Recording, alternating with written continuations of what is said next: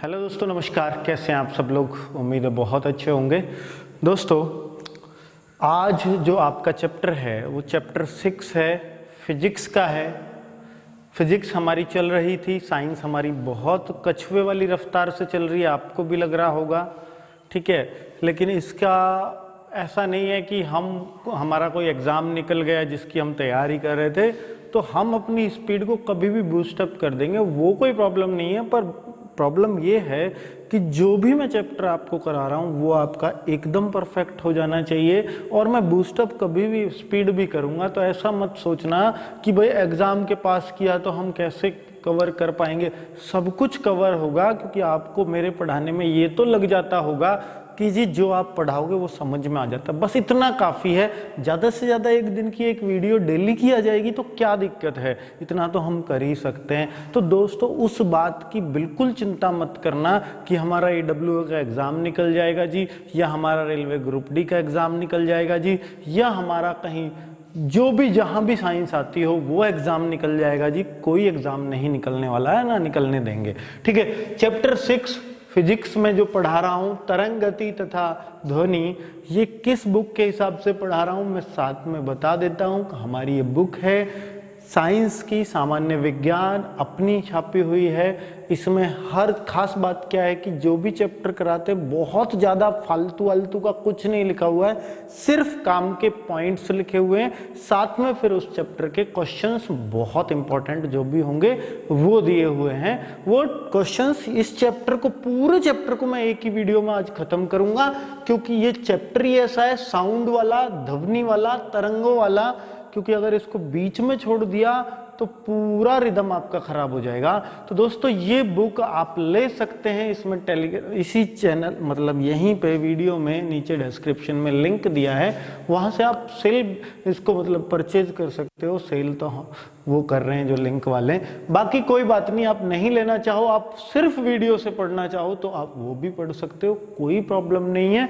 मैं सब कुछ पूरी बुक ही यहाँ छाप दूंगा पूरा बोर्ड पर, ठीक है। चलिए, बुक ले लोगे तो आपको मतलब ऐसे समझिएगा जैसे आपको PDF मिल रही है, ठीक है। सारा मटेरियल यही है उसमें, तरंग गति या ध्वनि, ठीक है। तो हमको ध्वनि या तरंग गति, आप समझते होंगे ध्वनि से क्वेश्चन बहुत आता है एग्जाम में।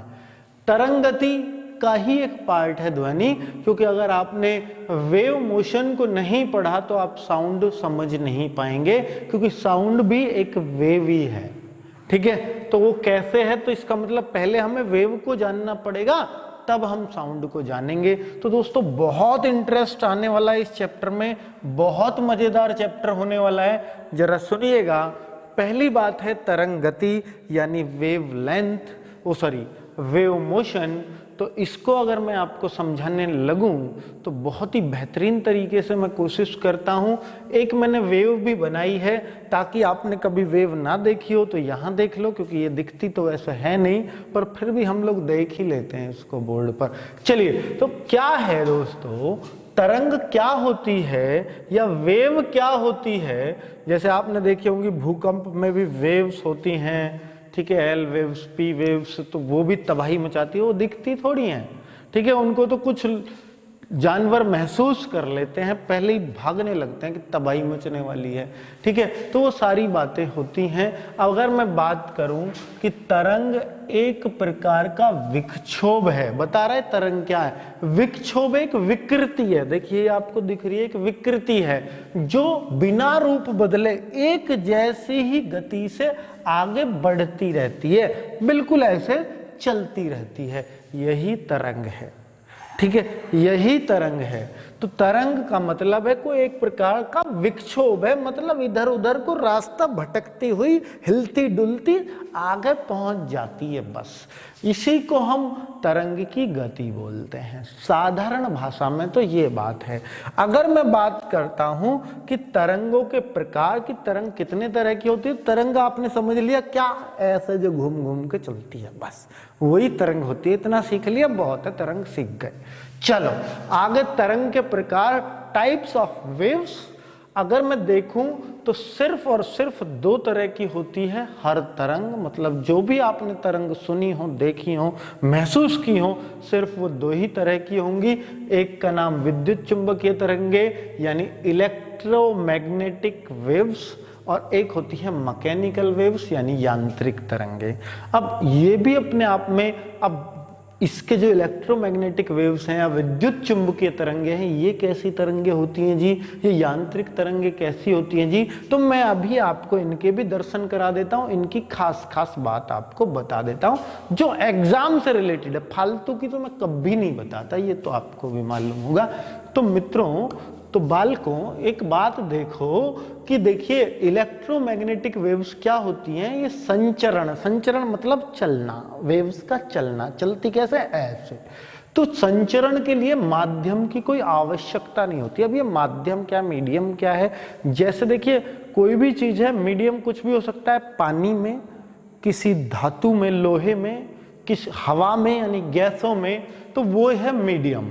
तो इनको चलने के लिए पानी, हवा और कुछ लोहा, सोना, चांदी कुछ नहीं चाहिए, इनको कोई माध्यम से फर्क नहीं पड़ता, ये सब में चलती हैं। इलेक्ट्रोमैग्नेटिक वेव्स की मैं बात कर रहा हूं, ये सभी में चलती हैं। और अगर मैं मैकेनिकल यानी यांत्रिक तरंगों की बात करूं तो इनको संचरण के लिए माध्यम चाहिए, अलग अलग माध्यम में अलग अलग स्पीड से चलती हैं। मतलब जैसे जल आएगा उसमें और तरीके से चलेंगी, जैसे कुछ लोहे की पटरी में चलाने लगो इन वेव्स को तो कुछ तेज गति से चलेंगी, और आप हवा में इसको चलाने लगो तो बहुत मंदी गति से चलेंगी। तो इनका फर्क पड़ता है, इसको बोलते हैं, इनको संचरण के लिए माध्यम चाहिए, कुछ ना कुछ माध्यम। अब कहो जी कोई माध्यम ही ना हो, ऐसी कोई स्थिति हो सकती है क्या, उसको बोलते हैं वैक्यूम की स्थिति यानी निर्वात की स्थिति। तो निर्वात में अर्थात अगर इनको माध्यम की आवश्यकता नहीं है, इसका मतलब ये निर्वात में चल सकते हैं। निर्वात होता है कोई वायुमंडल ना हो, कुछ भी माध्यम ना हो, ना लोहा है, ना पानी है, ना हवा है, तो ऐसी जगह भी होती है क्या, बिल्कुल होती है, ठीक है। तो उनको हम बोलते हैं निर्वात। तो निर्वात में संचरण कर सकती है, बिल्कुल सही है, अंतरिक्ष में निर्वात ही होता है। चलिए, तो कुल मिलाकर ये निर्वात में इसकी चाल शून्य होती है, कौन सी, मैकेनिकल वेव्स की। बहुत अच्छे से समझ आ रहा होगा।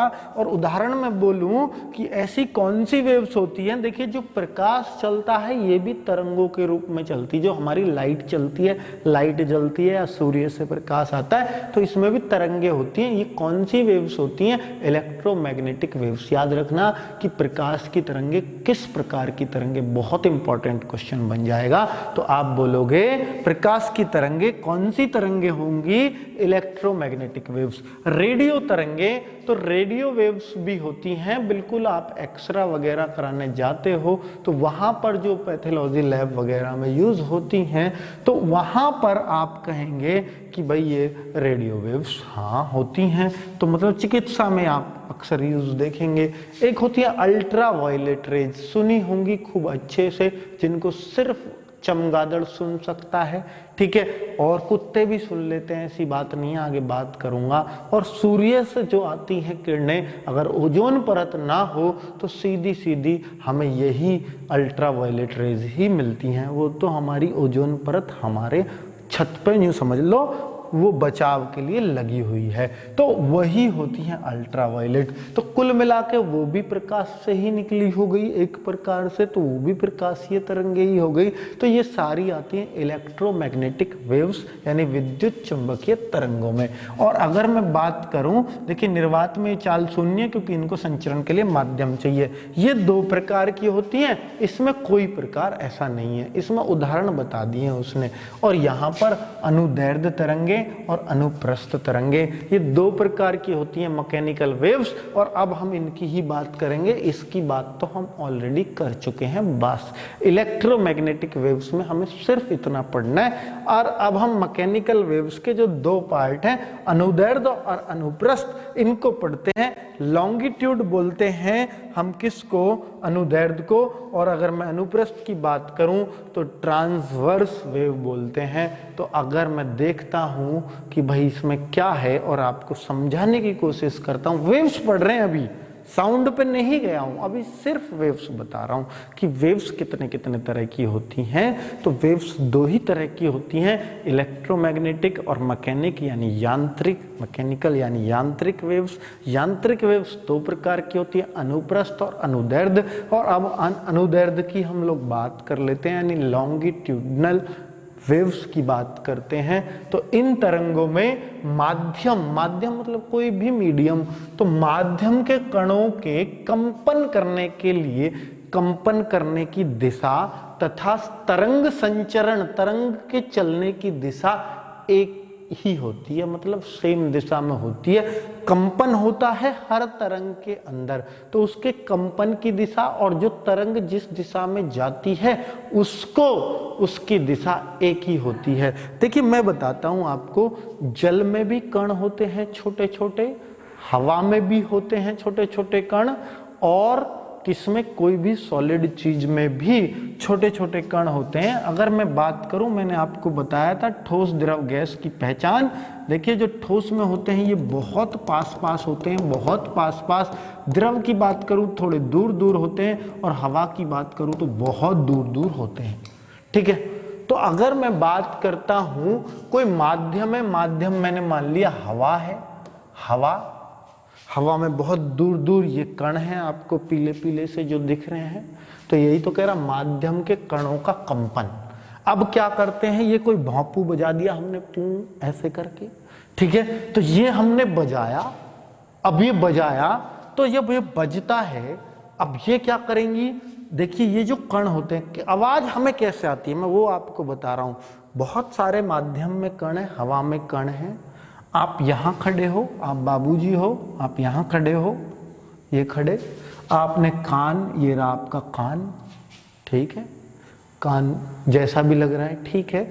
अब देखिए अब आपको ये आवाज जाएगी कैसे, ये जो कंपन है, ये जो आपको दिख रहा है माध्यम में, ये जो कण दिख रहे हैं, इनको क्या करेगी, आवाज जैसे चल रही है वेव्स के माध्यम से, तो वो क्या करती है कि भाई इन कणों को धक्का देगी, धक्का देगी, धक्का देगी। ये कण दूसरे को देंगे, दूसरे और आगे को देंगे, तो ये कण, ये कण, ये कण आपके यहाँ पहुंच जाते हैं कान पर, और आपके कान पे घुस के आपके पर्दे को हिलाते हैं, आपके पर्दे को स्पंदन कराते हैं। ले भाई आ गए हम। तो ये कुल मिलाकर के यहां आपको इस तरह से आवाज सुनती है। तो आपने क्या देखा कि जो वेव्स थी वो भी इधर को चल रही थी, और उसने कणों को धक्का भी इधर को ही दिया, माध्यम के कणों को। अब समझ लो, माध्यम के कणों के कंपन करने की दिशा यानी कि कप कपाते हुए इधर को ही, और तरंग संचरण यानी जो तरंग जा रही थी, जो हम बोल रहे थे, इनकी दिशा एक जैसी ही होती है, अर्थात एक ही डायरेक्शन में दोनों काम करते हैं। तो ये आपने समझ लिया होगा कि इसका मतलब क्या। अनुदैर्ध्य में एक बात पूछ लेता है कि कण के कंपन की दिशा तरंग संचरण के लंबवत होती है या उसी के अनुदिश होती है। अनुदिश मतलब सेम डायरेक्शन, ठीक है, तो ये अनुदिश होती है। तो बिल्कुल याद रखना, तरंग के जो माध्यम के जो कणों का कंपन की दिशा है और जो हमारी तरंग संचरण की दिशा है वो एक ही होती है। इसमें ये तरंगे ठोस, द्रव्य, गैस में भी चल सकती हैं। तो ये तीनों माध्यम में चल सकती हैं, ठोस, द्रव, गैस। तो बिल्कुल याद रखना। लेकिन अगर मैं इसका कोई एग्जाम्पल दूं कि अनुदैर्ध्य तरंगे कौन सी होती हैं, ध्वनि तरंग, आवाज, तो आवाज का ये मैंने एग्जाम्पल इसीलिए दिया था। तो आवाज से याद रखेंगे अनुदैर्ध्य, दैर्ध्य ध्वनि, देखो ध्वनि में भी ध आता है आधा और यहाँ भी, तो इसलिए अनुप्रस्थ में कभी मत लगा देना। ऐसे कई बार क्वेश्चन आया है कि ध्वनि तरंगे किस प्रकार की तरंगे हैं, तो आपको अनुदैर्ध्य लगाना है। और अनुदैर्ध्य कौन सी होती है, यांत्रिक तरंगों का ये एक पार्ट है। चलिए, तो ध्वनि तरंगों को आप यांत्रिक भी कह सकते हो। लेकिन अगर मैं बोलूं कि भाई हमारा यूपी किधर कहाँ आता है, तो आप एशिया बोलने से पहले भारत में बोलेंगे। इस वजह से ज्यादा सही भारत रहेगा। तो ध्वनि तरंग अनुदैर्ध्य और यांत्रिक दोनों ही आ जाए तो आप अनुदैर्ध्य ही लगाओ, वैसे ऐसा होगा नहीं। अनुदैर्ध्य, अनुप्रस्थ, और एक लिख देगा इलेक्ट्रोमैग्नेटिक यानी विद्युत चुंबकीय तरंगे। ठीक है, और एक लिख देगा इनमें से कोई नहीं। तो ध्वनि तरंगे हैं, अनुदैर्ध्य तरंगे। कुल मिलाकर के बात समझ में आ गई होगी। और ये तरंगे ठोस द्रव गैस, क्योंकि ध्वनि जो है पानी में भी चलती है और लोहे की पटरी में भी चलेगी। आप पटरी में इधर हथौड़ा मारो और बहुत दूर सुन लो तो वहां भी चलेगी, पटरी में भी, लोहे की में। और आप गैस में यानी हवा में बोल रहे हो, ये तो आपको सुनता ही है। इसलिए हम कह सकते हैं कि ये तीनों माध्यम में विचरण कर सकती है, अर्थात चल सकती है। अब मैं अनुप्रस्थ की ऐसे ही खास खास बातें आपको बता दूं तो देखिए, बिल्कुल आप बहुत अच्छे से याद कर लेंगे। इन तरंगों में माध्यम के जो कणों के कंपन की दिशा है ना, वो तरंग संचरण की दिशा के लंबवत होती है। मतलब तरंग इधर को और जो माध्यम के कण है वो यही कंपन ऐसे करते रहते हैं। ये ऐसे जाती रहती है, वो ऐसे। अब कोई चीज ऐसे और ये ऐसे करते रहेंगी तो लंबवत हो गई कि नहीं हुई? भाई ये तरंग तो जा रही है ऐसे, और ये हवा पिछले वाले में फेंक रही थी वो यही तरंग उसी दिशा में इन कणों को। लेकिन अब क्या है, ये कण अपनी स्थिति के इधर उधर ही करते रहते हैं गति, आगे नहीं जाते हैं। ये होता है अनुप्रस्थ तरंगों की बात, यानी ट्रांसवर्स वेव्स। ठीक है, चलिए तो अब ये बात समझ में आ गई अनुप्रस्थ और अनुदैर्ध्य में क्या फर्क है। ये तरंगे ठोस व द्रव के तलों पर उत्पन्न की जा सकती है, मतलब हवा में इनका उत्पन्न होने का कोई मतलब नहीं है। तो ठोस और द्रव के तलों पर उत्पन्न की जा सकती है इन तरंगों को। स्पेशली स्प्रिंग से इस तरंग को माना जाता है कि वे इसमें तरंग उठ सकती हैं। तो कुल मिलाकर ठोस में ही उठ पाई। ठीक है, ऐसे ही द्रव यानी पानी में भी ये तरंगे चल सकती हैं, मतलब बनाई जा सकती हैं। ठीक है, लेकिन हवा में नहीं। चलिए आगे बात कर लेते हैं। तो बहुत अच्छे अच्छे फैक्ट्स हमने जाने कि अनुप्रस्थ और अनुदैर्ध्य में क्या क्या फर्क होता है। आगे बात करता हूं तरंग संबंधित कुछ शब्दावली, महत्वपूर्ण शब्दावली। अब देखिए, मैंने आपको एक तरंग बना के दे दी है और इससे संबंधित ये क्वेश्चंस बनते हैं। क्या आयाम क्या होता है, यानी एम्पलीट्यूड क्या है, आवर्तकाल यानी टाइम पीरियड क्या है, आवर्ती यानी फ्रीक्वेंसी क्या होती है, तरंग दैर्ध्य यानी वेवलेंथ क्या होता है। इनसे कभी भी क्वेश्चन आ सकता है कि आवर्तकाल क्या है, आयाम क्या है, आवर्ती क्या है। ऐसे आपने सुने तो होंगे, बहुत बहुत बार सुने होंगे, क्लासेस में भी पढ़ के आए होंगे, पर नहीं पता होगा। आज समझा दूंगा बिल्कुल ढंग से ही।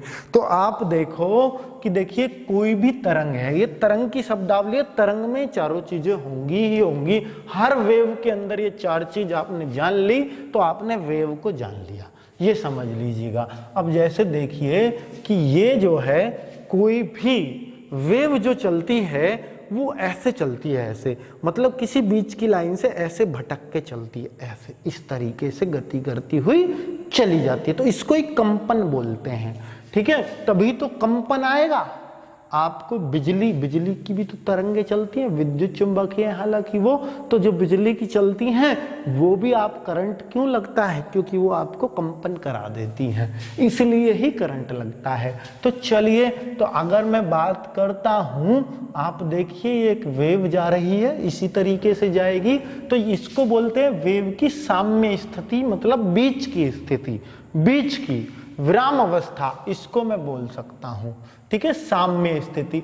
अब साम्य स्थिति से साम्य माध्य भी कह सकते हो, बीच की, तो माध्य स्थिति से जो बहुत अधिकतम विचलन होगा। अब इसका विचलन मतलब ये कि ज्यादा विचलित नीचे हो सकती है, हो सकता है ऊपर हो।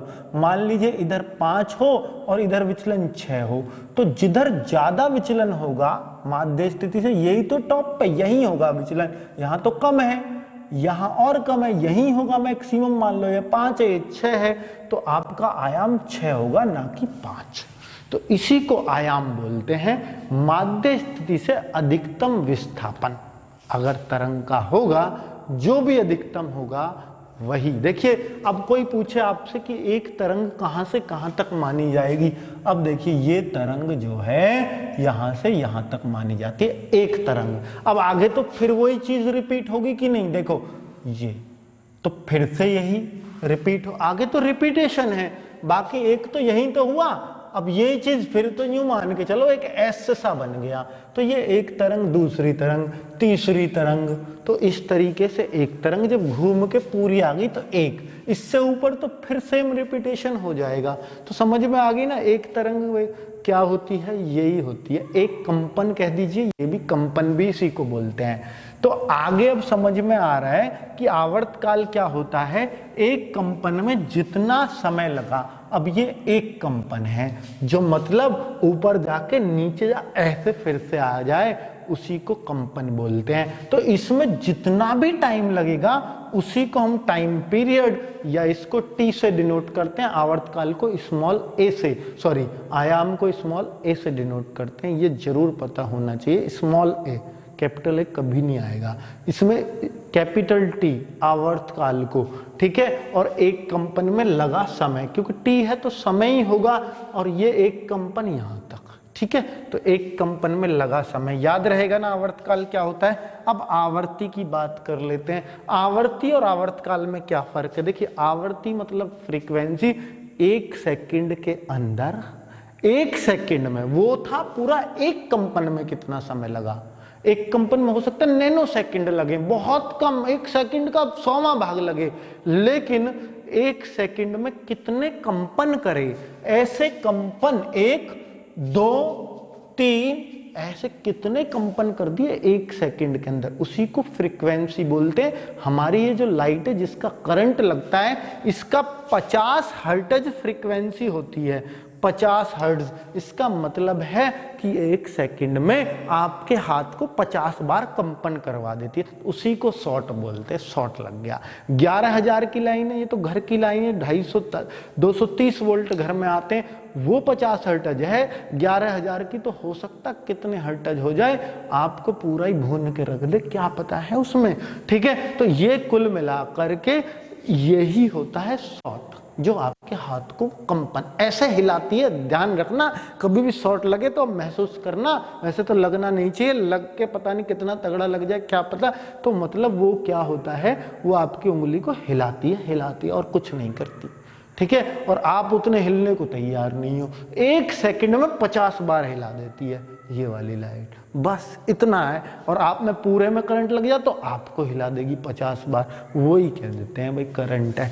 चलिए, तो तरंगदैर्ध्य आप समझ रहे हैं, तरंगदैर्ध्य यानी वेवलेंथ क्या है। अब वेवलेंथ आपको समझाने लगूं तो पूरी वेव कहां से कहां तक है, यहां तक, तो इसकी लेंथ को ही हम लैम्डा यानी वेवलेंथ, तो लैम्डा से इसको डिनोट करते हैं, इसको ईटा से या एन से फ्रीक्वेंसी को डिनोट कर लेते हैं। तो एक आवर्तकाल में, तो एक आवर्तकाल तो यहां से यहां तक ही था, बिल्कुल यही तो था भाई, एक कंपन में लगा समय तो ये रहा।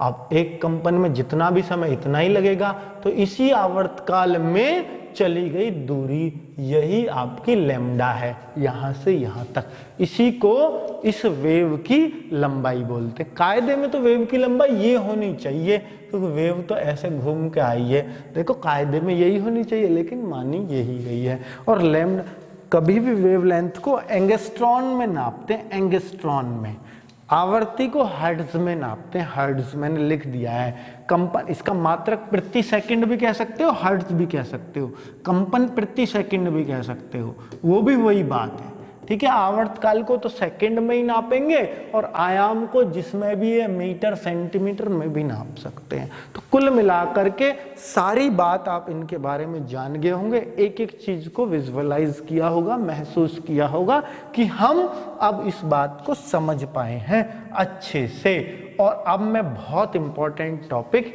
यानी साउंड पर आता हूं। और दोस्तों, मैं साइंस पढ़ा रहा हूं बहुत मन से, और आपसे रिक्वेस्ट भी करूंगा कि आप इसको बाकी लोगों तक भी पहुंचाएं, ताकि मुझे भी लगे कि मुझसे बहुत ज़्यादा लोग डिपेंडेंट हैं, तो मैं इसका कोर्स बहुत अच्छे से कराऊं और बहुत जल्दी कराऊं, ठीक है। कई बार तो आप पूछते हैं कि सर साइंस बहुत लेट कर रहे हो, आप क्यों इतना जल्दी नहीं देते। मैं इसलिए भी पीछे हट जाता हूं कि बहुत ज़्यादा लोग मतलब इंटरेस्ट नहीं ले रहे हैं अभी साइंस में, क्योंकि ये एग्ज़ाम के पास लेंगे, मैं भी एग्ज़ाम के पास, जिसको होना होगा वहाँ भी हो जाएगा, मैं भी ऐसे ही बोल दूंगा एग्ज़ाम के पास ही करा दूंगा, अभी क्यों कराऊँ फिर जब इंटरेस्ट ही नहीं ले रहे हैं। तो आप ही क्रिएट कराओगे, जो पढ़ रहे हैं ना वही, उन्हीं पे डिपेंडेंट हूँ मैं, जो नहीं पढ़ रहे उन पे नहीं, जो पढ़ रहे हैं वही मेरी बात को आगे तक पहुँचाएंगे। दिक्कत, अच्छा ठीक है। हाँ देखिए, ध्वनि अब ध्वनि क्या होती है, यानी साउंड क्या होती है? चलिए, तो ध्वनि विक्षोभ श्रोता के कानों में पहुंचती है। बिल्कुल, श्रोता के कान में नहीं पहुंची तो काय की ध्वनि? चलो, श्रोता क्या मतलब? जो सुनने वाला है उसके, लिसनर, जिससे कान के पर्दे पर स्पंदन, कंपन होता है और तभी हमें महसूस होती है कि कोई आवाज आई है। ठीक है, वो पहले कान के पर्दे पर पहुंचेगी, क्योंकि ध्वनि है तो ऐसे करती हुई जारी होगी। अब ऐसे जाएगी, ऐसे कान में अंदर ऐसे खुजली सी करेगी तो हमें कान के पर्दे पे अपने आप, अरे कुछ है भाई, कुछ आ रहा है, उसी को आवाज बोलते हैं। चलिए, तो हमें ध्वनि का अनुभव होता है कि कौन बोला। ठीक है, कौन बोला। चलो, महत्वपूर्ण तथ्य। अब महत्वपूर्ण तथ्य की बात करते हैं। क्या होते हैं महत्वपूर्ण तथ्य? ध्वनि से रिलेटेड बहुत इंपॉर्टेंट है, आप जानिएगा जरा। ध्वनि की चाल पर दाब का प्रभाव नहीं पड़ता, मतलब प्रेशर का कोई प्रभाव नहीं पड़ता ध्वनि की चाल पर। याद रखना कि प्रेशर कोई प्रभाव नहीं डालता है। ध्वनि तो, जब ध्वनि कोई दबा सकता है क्या? नहीं। तो याद रख लेना, ध्वनि किसी पर रुकेगी क्या ऐसे बांध के? नहीं, चली जाएगी जी वो तो। ठीक है, कोई उसको प्रेशर उस पर काम नहीं करता। ध्वनि की चाल तरंगदैर्ध्य या आयाम पर निर्भर नहीं करती। तो ध्वनि की जो चाल है, जो उसकी वेवलेंथ है, ये इसके ऊपर, बहुत ऊपर चला जाए या इतना रह जाए, तो ये इसकी चाल पर डिपेंड नहीं करती, ये फिर भी उसी गति से दौड़ेगी। आयाम मतलब बढ़ जाए या घट जाए, ये थोड़ी सी कंपन करे लेकिन ध्वनि एक ही गति से दौड़ती रहेगी। ठीक है, तो आयाम पर कोई इसका फर्क, या लैम्डा इसकी तरंग जो लंबाई है उसका इस पर कोई प्रभाव या इस पर निर्भर करती नहीं है। चाल ध्वनि की इस पर निर्भर नहीं पड़ती। ये सारी ध्वनि की चाल से रिलेटेड पॉइंट है। ध्वनि की चाल माध्यम पर निर्भर करती है। बिल्कुल ये याद रखना कि ध्वनि की चाल माध्यम मतलब मीडियम, और मीडियम मतलब ठोस द्रव गैस, यानी सॉलिड लिक्विड गैस, इन पर निर्भर करती है। तो वो समझा देता हूं कि ध्वनि की चाल सबसे ज्यादा ठोस में होती है, फिर द्रव में होती है, फिर गैस में होती है। ठीक है, खुद सोचिए, ध्वनि जो चलती है इन पार्टिकल्स को अपनी स्थिति से हिलाती है। जैसे हमने आवाज मारी तो ये चलने लगते हैं, और ठोस में होते हैं ये पास पास। अब ये पास पास होंगे तो सीधी सी बात है इनमें ज्यादा डिफेक्ट आएगा, दूसरे में टक्कर जल्दी मारेगा, तो इसलिए ठोस में जल्दी चली। और लिक्विड में थोड़े से दूर दूर होते हैं, दूर दूर होते हैं। अब यहां से हमने आवाज मारी, ये चला तो अगले तक पहुंचते धीरे धीरे टकराएगा, धीरे धीरे टकराएगा, तो इसमें धीरे चलेगी। लिक्विड में ये सॉलिड, ये लिक्विड। और अगर मैं गैस की बात करूं तो बहुत दूर दूर होते हैं, इसमें चला आराम से धीरे धीरे टक्कर मार के जब चलेगा, तो इसलिए गैस में बहुत कम चलती है। अब जो हमारा वायुमंडल है ये तो गैसों का मिश्रण है, आप सब लोग जानते हैं, ऑक्सीजन है, नाइट्रोजन है, तो इसको हम गैस ही बोलते हैं। तो हमारे वायुमंडल में ध्वनि की चाल क्या है, या हवा में ध्वनि की चाल क्या है, या गैस में ध्वनि की चाल क्या है, तो आप याद रखना 332 मीटर पर सेकंड होती है ध्वनि की चाल। और ये बहुत इंपॉर्टेंट है, बहुत बार एग्जाम में पूछा जाता है, बड़ा कॉमन क्वेश्चन है। 332 मीटर एक सेकंड में आप कई बार महसूस करते होंगे कि माइक लगा दिया आपके आसपास, ठीक है, गांव में लगा दिया मंदिर पे माइक, और 1 किलोमीटर जो दूर आवाज जा रही है उसमें 3 सेकंड का फर्क आ जाएगा, क्योंकि आवाज तो 1 सेकंड में 332 मीटर ही जाती है। तो 332 या 1000 के आसपास ही मान के चलो, 996 होते हैं। तो भाई 996 मीटर मतलब 1 किलोमीटर जाने में तो 3 सेकंड लग जाएंगे। अर्थात जो अभी मैंने बात बोली है माइक के द्वारा, जो 1 किलोमीटर दूर आदमी खड़ा है उसको 3 सेकंड बाद सुनाई देगी। ये होती है ध्वनि की बात। और आप देखते भी होंगे आसमान में जब बिजली कड़कती है तो प्रकाश एकदम से, मतलब उसकी लाइट तो पहले दिखेगी, आवाज बहुत बाद में आएगी। बहुत लोग तो कहते हैं ओह कितनी तेज उजाला हुआ है, अब बहुत तगड़ा धमाका होगा। तो वो क्यों कहते हैं अब एक साथ ही क्यों नहीं हुआ दोनों? क्योंकि जब बादलों से ये चीज आती है प्रकाश तो एकदम से आ जाता है, लेकिन जब प्रकाश चले दोनों साथ साथ है, विस्फोट भी साथ हुआ है, आवाज भी साथ हुई है, ठीक है, दोनों, और उनके टकराने से ही वो जो प्रकाश हुआ है इस वजह से ही हुआ है, ठीक है। तो आवाज भी साथ चली होगी वहां से, लेकिन आवाज को आने में टाइम लग जाएगा धरती पर। प्रकाश एकदम आ जाता है क्योंकि प्रकाश की चाल बहुत तेज है, 3 लाख किलोमीटर 1 सेकंड के अंदर है, वो तो बहुत तेज है। चलिए अब मैं बात करूं ध्वनि की चाल 1 डिग्री सेंटीग्रेड ताप बढ़ने पर 0.61 मीटर प्रति सेकंड बढ़ जाती है। मतलब अगर देखिए आज के 40 डिग्री टेम्परेचर है, कल को अगर 41 डिग्री टेम्परेचर हो गया तो ये हवा में जो इसकी चाल 332 है 332.61 हो जाएगी, और 1 डिग्री और बढ़ा दूं तो 333 पॉइंट कुछ और भी हो सकती है, लेकिन ये on an average room temperature पे 332 लिया गया है, ठीक है। आप ऐसा मान सकते हो औसत तापमान पर, ठीक है। तो ध्वनि की चाल 1 डिग्री ताप बढ़ने पर उसकी चाल भी बढ़ती है, अर्थात गर्मियों में ध्वनि तेज चलती है, जाड़ों में ध्वनि सुस्त हो जाती है क्योंकि वहां टेम्परेचर कम होता है, ठीक है। चलिए तो कुल मिलाकर ये बात समझ में आ गई, गर्मियों में तेज, याद रखना गर्मियों में तेज, तो ये बात याद रहेगी आपको, गर्मियों में ध्वनि तेज चलती है। चलो गहरे पानी में ध्वनि की चाल, गहरे पानी में ध्वनि की जो चाल है उथले पानी में ध्वनि की चाल से अधिक होती है। मतलब जो गहरा पानी है ना उसमें ध्वनि, उसमें कोई बोलेगा ना दूसरे को बहुत जल्दी सुन जाएगा, जबकि उथला पानी मतलब कोई कम गहराई है का पानी है उसमें बोलोगे थोड़ा देर में सुनेगा, गहरे में ध्वनि तेज चलती है, ये बात बोल रहा है, ठीक है। तो कुल मिला के आवाज आपको समझ में आ गई, आवाज कैसे कैसे चलती है, उसकी चाल किस किस पर डिपेंड करती है, इन सबको कई बार एग्जाम में पूछा जा चुका है, जितने भी मैंने पॉइंट्स बताए आपको ध्वनि की चाल के ऊपर। चलिए और अब मैं आपको बता दूं, ये तो हमने ध्वनि की चाल, ध्वनि को बांटा था, अब ध्वनि के प्रकार सुन लो, ध्वनि कितने तरह की होती है, ठीक है। ऊपर तो हमने वेव्स को बांटा था, अब मैं ध्वनि को बांटूंगा, ध्वनि की तरंगों को, वो टोटल तरंगों को पूरी बड़ी तरंगों को बांटा था कि भाई वो विद्युत चुंबकीय तरंगे, यांत्रिक तरंगों में 2 तरंगे, अनुदैर्ध्य अनुप्रस्थ।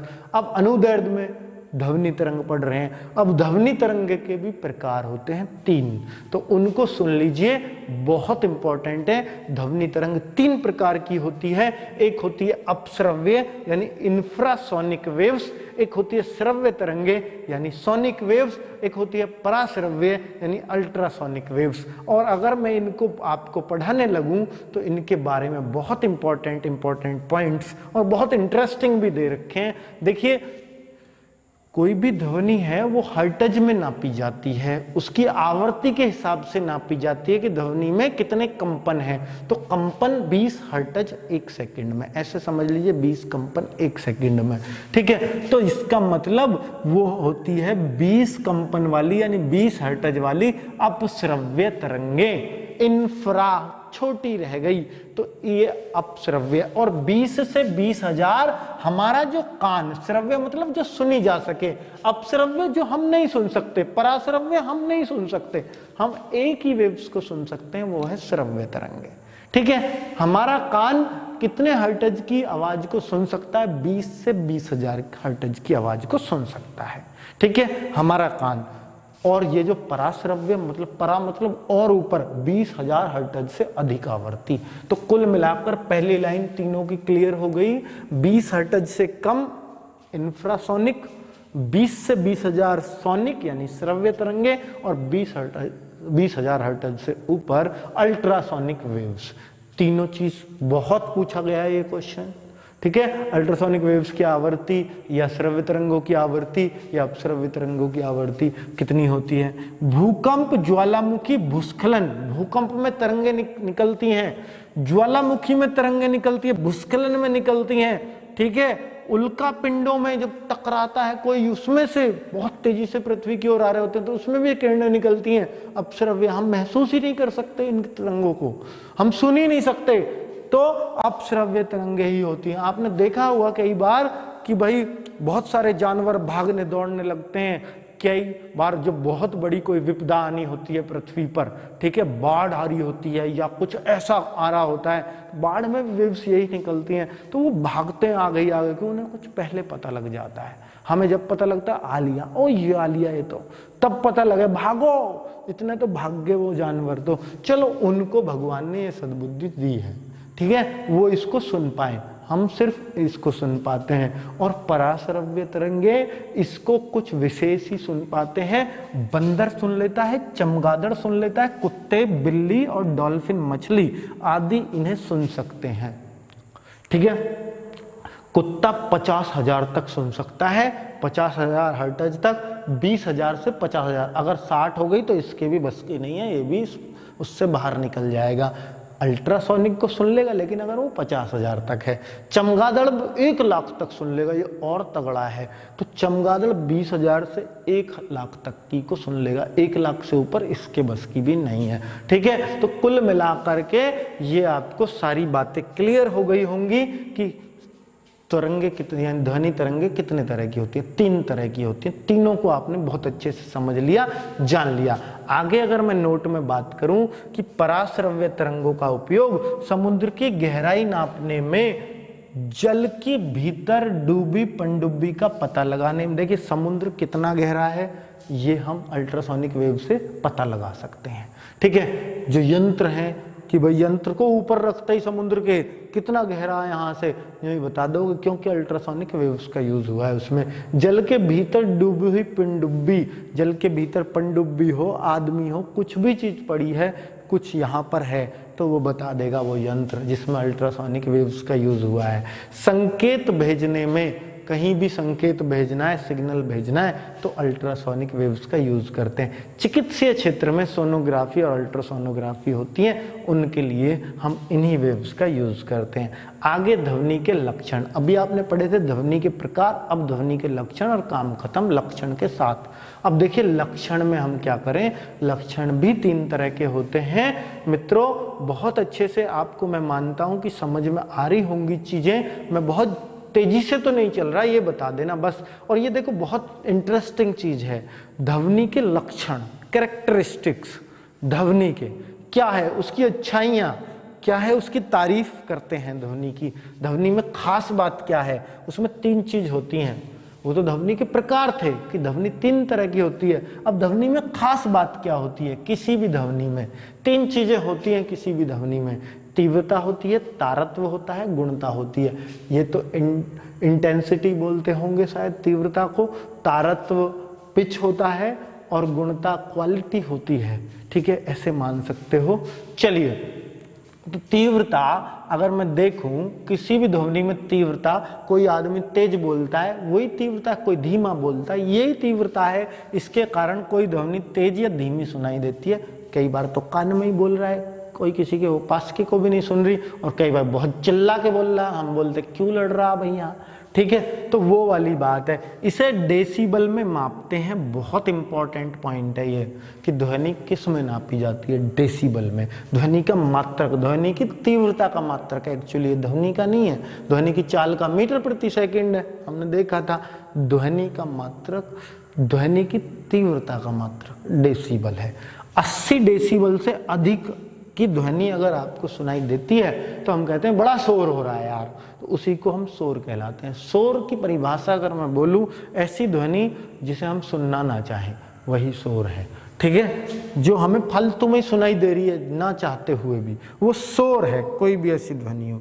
अब देखिए इसकी इंटेंसिटी क्या होती है, अगर मैं साइंस की भाषा में जाऊं तो ये समानुपाती होती है ए स्क्वायर के, मतलब जो आयाम मैंने बताया था उसके स्क्वायर के। तो कुल मिलाकर अगर बीच में लाइन मार दी जाए, ये आयाम है ए है, जिधर भी ज़्यादा होगा, यहाँ ज़्यादा है तो ये ए हो गया, ये ए हो गया।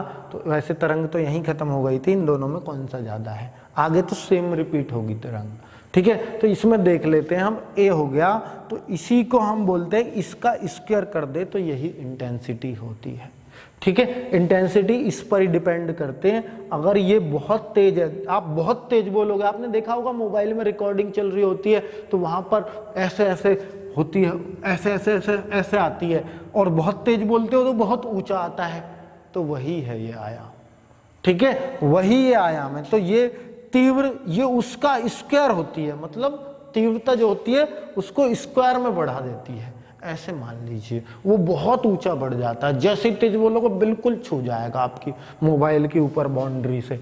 चलो, तो इसी को आयाम बोलते हैं। अब तारत्व की बात कर लेते हैं। तारत्व क्या? तीव्रता तो समझ गए आप, तेज बोलना मंदा बोलना, यही तीव्रता है। पिच देखिए कितनी इंटरेस्टिंग चीज है, इसके कारण ध्वनि का मोटा या बारीक यानी मोटा या पतला होना पता लगता है। पिच से पता लगता है ध्वनि मोटी है या पतली है, इस बात का किससे पता लगता है? कोई पूछे आपसे तो आप कहेंगे पिच। पिच मतलब तारत्व, ठीक है। और देखिए यह आवाज आदमी की है, बच्चे की है, स्त्री की है, कैसे पता लगाएंगे? ध्वनि के किस गुण से, ध्वनि के किस लक्षण से पता लगाएंगे? तो आप कहेंगे तारत्व से, ठीक है। हम देखिए, मैं यूं खड़ा हूं और कोई पीछे से बोल रहा, कोई औरत बोल रही है, आदमी बोल रहा, मैं एकदम बता दूंगा कि नहीं? आप भी बता दोगे, आप तो और पहले बता दोगे मुझसे भी, ठीक है, क्योंकि आपका अनुभव मुझसे कई गुना रहा होगा। तो स्त्री पुरुष की ध्वनि में अंतर तारत्व से ही पता लगता है। बच्चे की एकदम पता लग जाएगी, तो हम आराम से बता पाते हैं तारत्व के कारण। याद रखना, ये बहुत इंपॉर्टेंट चीज है।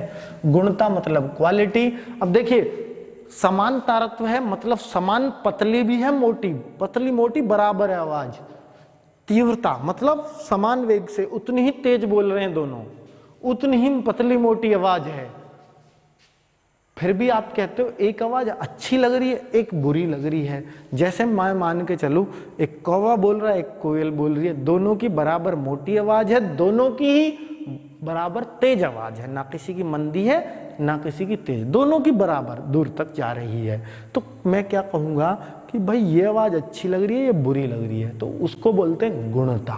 उसी को कि आपने देखिए दोनों चीज समान है, फिर भी आपने फर्क कर दिया कि ये अच्छी है या बुरी है, ठीक है, तो वो होती है गुण, उसकी आवाज में गुण है। तो इस तरीके से गुणता यही गुण कहलाता है कि इन दोनों के समान होने पर भी डिफरेंस क्रिएट कर देना। चलिए, बहुत सही आप समझ रहे होंगे उम्मीद करता हूं। और कुछ महत्वपूर्ण बात जिससे क्वेश्चन सीधा बनता है, कुछ महत्वपूर्ण तीव्रता स्तर, ध्वनि कितनी और तीव्रता है ये डेसिबल में, यानी कोई साधारण, मैं आपसे बात कर रहा हूं कुर्सी पर बैठा हुआ, आप भी मेरे से बात कर रहे, सामान्य बातचीत 30 से 40 डेसिबल में होती है। पूछे जाते हैं क्वेश्चन, सामान्य बातचीत कितने डेसिबल की होती है? 30 डेसिबल भी कह सकते हो, 40 भी कह सकते हो, 30 से 40 भी कह सकते हो, कोई सा एक ऑप्शन आएगा, ठीक है। तेज बातचीत भी लोग करते हैं। हम कह रहे हैं लड़ क्यों रहा है भाई, वो कह रहा नहीं मैं बातचीत कर रहा हूं, तो वो तेज होगी। 50 से 60 डेसिबल के बीच की बात होती है। और तेज संगीत मतलब कोई डीजे बज रहा हो, डीजे तो मैंने ज्यादा कह दिया, पर चलो कुछ भी तेज चीज बज रही हो और शोर हो रहा हो, तो देखिए डीजे भी कह सकता हूं इसमें, क्योंकि उसने बोला 80 डेसिबल से अधिक, कितना भी हो सकता है वो, 150, 200, 250। डीजे के ऊपर बात, किसी का तगड़ा बजता, किसी का हल्का बजता, तो वो 80 डेसिबल से ऊपर सब डीजे ही है, ठीक है, और सब शोर ही है, तो वो सब शोर है। कानाफूसी, कान में कोई बात कहता है, सामान्य बातचीत थी 30 डेसिबल और 30 से जो कम होगा उसको कानाफूसी बोल देंगे, ठीक है। बस सामान्य बातचीत नहीं है, उससे थोड़ा कम बतला रहे हो आप, तो 30 से कम वो कितना भी और भी मंदा हो सकता है, 20 भी पे भी जा सकता है, 10 पे भी जा सकता है, 5 पे भी जा सकता है, 1-2 डेसिबल में भी बात कर सकता है, बिल्कुल कान में न्यू लगा के, ठीक है। तो इस तरीके से भी हो सकती है कानाफूसी। तो 30 से कम, इसलिए इसका कोई स्तर नहीं लिखा है, तो 0 से 30 कर सकते हो आप, यानी 1 से 30। पेड़ के पत्तों की सरसराहट रात में ही सुनाई देती है, दिन में तो सुनती ही नहीं है, या आंधी आएगी तब सुनेगी, तो एक कम होती है 10 से 20 डेसिबल, इसलिए ही ऐसा होता है। सायरन, ये तो तेज होता है, पुलिस का या एम्बुलेंस का सायरन तो 110 से 120 डेसिबल का होता है। जेट विमान, जो लड़ाकू विमान है, उनकी आवाज कभी सुनना बहुत खतरनाक होती है, 140 से 150। 26 जनवरी पर हम लोग सुनते हैं, हमारा ऑफिस वहीं पे है बिल्कुल, ठीक है, जहाँ पे परेड वरेड होती है दिल्ली में, तो 140 से 150 डेसिबल वास्तव में कान फाड़ने वाला होता है। हम देखते हो भाड़ क्या, फिर देखते हैं अरे 26 जनवरी है। चलो आगे बात करूं, मिशिगन, ये भी कोई चीज होती होगी, 150 160 डेसिबल, और एक मिसाइल और रॉकेट, ये तो और तगड़े हैं, 160 और 170, मतलब इनकी आवाज तगड़ी, काफी तगड़ी रहती होगी। चलिए कुल मिलाकर बम विस्फोट नहीं दिया, नहीं तो वो कानों को भी फाड़ सकता था। चलिए आगे बात करते हैं प्रतिध्वनि की। तो आपने बहुत ज्ञान लिया, ध्वनि के बारे में पढ़ रहे हैं, अब तक जो भी कुछ पढ़ा है सब कुछ ध्वनि पढ़ रहे हैं। तो अब देखिए प्रतिध्वनि, प्रतिध्वनि क्या होता है? इको, इको बोलते हैं इसको। अब इको क्या है? कहते हैं ना इको बहुत आ रही है, जैसे आप मेरी आवाज़, मैं अभी इसमें बोल रहा हूँ, आपको वीडियो सुनाई दे रही है और बैकग्राउंड नॉइस को हम कई बार इको बोल देते हैं। इको दरअसल में वो नहीं, इको क्या है मैं आपको सुनाता हूँ, ठीक है। इको क्या है? इको क्या है एक्चुअल में?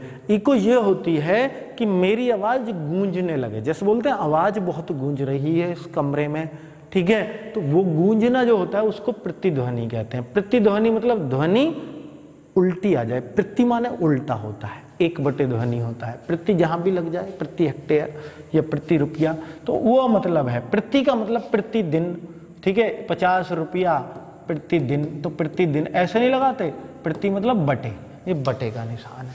तो प्रतिध्वनि, ध्वनि का उल्टा। तो किसी, देखिए अब ऐसे समझिए जैसे कोई भी आवाज वापस क्यों आती है, यानी टकराती क्यों है, या कहिएगा ये गूंजती क्यों है। तो कोई भी चीज़ इसलिए गूंजती है, कोई भी आवाज़, कि मैं बोल रहा हूँ बहुत बड़ा हॉल है, छोटे हॉल में कभी आवाज़ नहीं गूंजती, बड़े में गूंजेगी। क्यों गूंजेगी उसका कारण मैं बताऊंगा कि भाई मैंने बोला और सामने वाली दीवार से टकराई और फिर वापस मुझे सुनाई दी, यही इको या प्रतिध्वनि कहलाती है। वही बात लिखी हुई है, किसी परावर्तक सतह, परावर्तक सतह दीवार हो सकती है, कुआं हो सकता है, कुछ भी पहाड़ हो सकता है, से टकराकर ध्वनि के वापस सुनाई देने को हम प्रतिध्वनि कहते हैं। तो ये तो परिभाषा हो गई। परावर्तक तल कम से कम, देखिए ये बहुत जरूरी बात है कि भाई छोटा कमरा नहीं, कम से कम 50 फुट दूर होना चाहिए। 16.6 मीटर ऐसे समझो, करीब 50 फुट दूरी पर उसकी वो दीवार होगी तो ही आवाज गूंजेगी, छोटे कमरे में आवाज नहीं गूंजेगी। चलिए अब 50 फीट दूर हो सकता है सामने वाली ना हो, इधर वाली हो, तो फिर इधर वाली से गूंजेगी, ठीक है, या इधर वाली दीवार 50 मीटर मुझसे दूर है, कहीं से भी 50 मीटर दूरी बन जाएगी, वहां से आवाज गूंजनी पड़ेगी। हो सकता है विकर्णवत बन रही हो, 50 मीटर छत से टकरा रही हो, जो अधिकतम दूरी होगी वो 50 हो गई तो आवाज गूंजने लग जाती है। 50 फीट या 16.6 मीटर, लगभग 17 मीटर भी इसको कहीं कहीं बोल दिया गया है, लेकिन एग्जैक्ट यही है, ठीक है। इतना जरूरी है प्रतिध्वनि के लिए, उससे पहले प्रतिध्वनि नहीं आएगी। चलो, तो जो गहरे कुएं होते थे, गहरे कुओं में ही आती थी, उथले कुओं में नहीं आती थी आवाज, ठीक है। कुएं में बोल के देखना, वहां बहुत अच्छे से सुनाई देती है। प्रतिध्वनि के माध्यम से वायुयानों की ऊंचाई, समुद्र की गहराई, ये कैसे पता लगा सकते हैं? सुदूर पहाड़ की दूरी का सटीक अंदाजा लगा सकते हैं, बिल्कुल लगा सकते हैं। जैसे मान लीजिए कोई दूर पहाड़ है, ऐसे मान लीजिए मैं यहाँ खड़ा हूँ और ये पहाड़ है और मैंने बोला और मेरी ध्वनि वापस मुझे सुनाई दी, कितनी देर में? तो मैंने देखा कि भाई ये जो है, क्योंकि मेरी ध्वनि तो 332 मीटर प्रति सेकंड से चलेगी और मेरे बोलने के मुझे 5 सेकंड बाद सुनाई दी, तो मैंने अंदाजा लगा दिया कि ये करीब 1.5-2 किलोमीटर की दूरी पर है। तो इस तरीके से हम अंदाजा लगा सकते हैं। चलिए, कुल मिलाकर के अंदाजा लगाने के काम आती है ये। चलिए, प्रतिध्वनि के मतलब रूल पढ़ लिए। और लास्ट पॉइंट है डॉपलर प्रभाव, इसको मैं ऐसे ही आपको बता देता हूँ। देखिए कितनी मजेदार चीज है डॉपलर प्रभाव। अगर आप कहो ये तो इतनी आसान बात बताइए, बताओ डॉपलर ने, आप यूँ कहोगे इतनी आसान बात बताइए, बताओ डॉपलर ने, सच मैं भी बता देता, पर जिसने पहले बताई वही तो है बात तो वही है, ठीक है। तो बात तो वही है, डॉपलर प्रभाव, डॉपलर इफेक्ट क्या है, ध्वनि के लिए भी बताया, प्रकाश के लिए भी बताया। चलिए, अब इसमें ये बताया, बस सीधा सा सिंपल सी बात बताऊंगा, फिर उस पर बहुत सारे अनुप्रयोग उन्होंने दिए और समझाया कि देखो हो रहा है ऐसा या नहीं हो रहा। देखो, ध्वनि के लिए ज्यादातर अनुमान लगाने के लिए ही होता है डॉपलर इफेक्ट।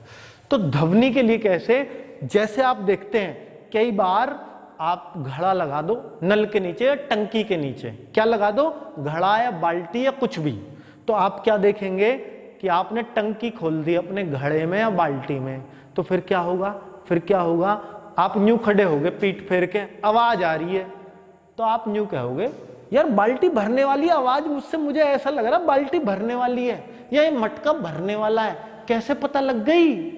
ये डॉपलर इफेक्ट के कारण ही। वो कहता है कि स्रोत और श्रोता के बीच में जो मतलब ध्वनि का जो परिवर्तन सुनाई देता है ना, उससे उसी से हम जो भी अंदाजा लगा पाते हैं, या जो भी उसकी गति का सापेक्षिक गति जो हो रही है उसका अंदाजा लगा पाते हैं, वही डॉपलर प्रभाव है। वही समझ लो, जो अंदाजा आपने लगाया है वो डॉपलर ने बताया था कि हम इन चीजों का बिल्कुल बगैर देखे भी अंदाजा लगा सकते हैं। ठीक है, तो ऐसा मान लीजिए ट्रेन है, बहुत दूर है और आपकी आंख भी मुंदी मीच ली बिल्कुल और देखी नहीं ट्रेन, फिर भी आप बता दोगे ट्रेन बहुत पास आ रही है, ट्रेन अब बिल्कुल मेरे पास आ ली। तो उस चीज को कैसे ये डॉपलर ने बताया था कि भाई ये चीजें आप अंदाजा लगा सकते हो। स्रोत श्रोता में बांट दी उन्होंने, दूरी आपेक्षिक बना दी। और ऐसे ही प्रकाश की बात है, आप आंख मीच लो, लाइट जल रही है तब भी पता लग जाए, लाइट बुझ गई, देखिए बुझा कर देख लेना अपने कमरे में, तो आप ये बता दोगे लाइट बुझ गई। ठीक है, लाइट बुझ गई और जलेगी अंधेरे में तो आप एकदम आंख मिची पे ही बता दोगे। ठीक है, तो कुल मिलाकर प्रकाश के लिए भी ये रूल फॉलो होता है और ध्वनि के लिए भी। ध्वनि के लिए भी मैंने बता दिया, प्रकाश के लिए भी मैंने बता दिया, दोनों के लिए डॉपलर इफेक्ट काम करता है। बाकी डॉपलर इफेक्ट में बहुत ज़्यादा जानने की आपको ज़रूरत नहीं है। और दोस्तों, इस चैप्टर के जितने भी क्वेश्चंस हैं आपको रोजगार विदंग के टेलीग्राम पर बिल्कुल रखे हुए मिलेंगे। और मुझे बताना कि आपको ये वीडियो कितना समझ में आया, कितने इंपॉर्टेंट फैक्ट्स आपको लगे कि वास्तव में हमारे बहुत काम के हैं, तो ज़रूर बताएं, क्योंकि मेरा हौसला भी बढ़ता है, क्योंकि मैंने भी इसमें 2 घंटे लगाए हैं यहाँ पर लिखने में, चीज़ें छांटने में, चीज़ें बेहतर से बेहतर तरीके से देने में। तो मुझे भी थोड़ी खुशी होती है कि भाई 1 घंटे की वीडियो 2 घंटे बनाने में लगाए, थोड़ा पढ़ा भी होगा तो 3 घंटे 4 घंटे मैं आपके लिए बर्बाद कर रहा हूँ। तो आपका भी काम बनता है कि आपने जो चीज़ें 30, 40, 50 मिनट में देखी हैं कि आप इसको आगे भी पास ऑन कर दें। तो इसमें मुझे भी लगेगा कि हाँ, बच्चे मेरे साथ हैं तो मैं भी आपके साथ उस नई तन्मयता से जुड़ा रहूँ। ठीक है दोस्तों, मिलते हैं नेक्स्ट वीडियो में फिर से।